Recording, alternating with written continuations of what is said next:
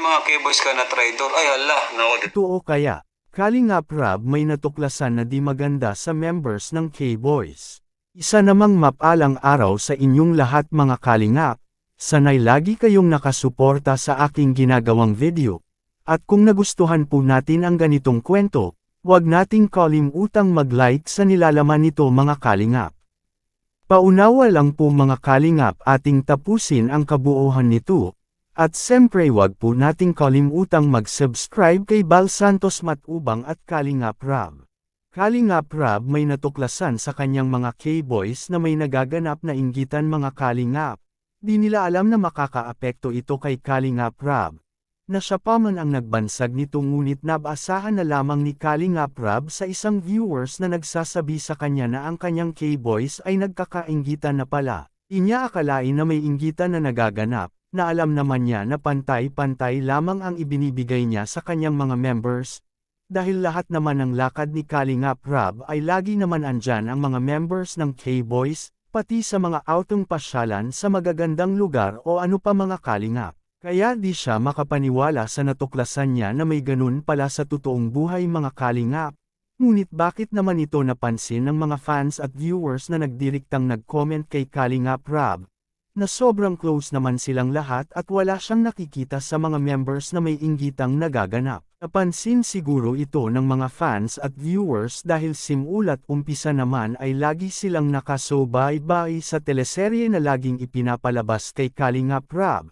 At pati na sa mga episode nito, alam natin na mahirap gumawa ng ganitong paratang na gumawa ka ng hindi tama para lamang makapanira sa ating kapwa mga Kalingap. Kaya nang nalaman ito kay Kalingap Rab gumawa siya agad ng aksyon ay para masettle na itong ganitong issue sa kanyang hanay mga Kalingap.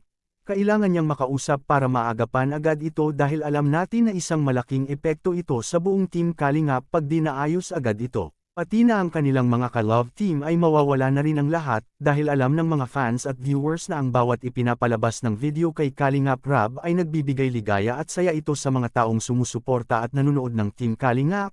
Kaya di talaga makakapayag ang mga fans at viewers kapag nagpatuloy pa ang ganitong issue na pwedeng maging malaking problema sa bawat isa kapag di maayos agad ito. At ito ang ebidensya na nagpapatunay sa kaganapan na iyon na nagbibigay epekto sa mga K-Boys at kay Kalingap Rab. Tara ating silipin at panuulin ang buong storya na nagko-comment kay Kalingap Rab. May mga K-boys ka na traitor. Ay hala, nako, delikado yan.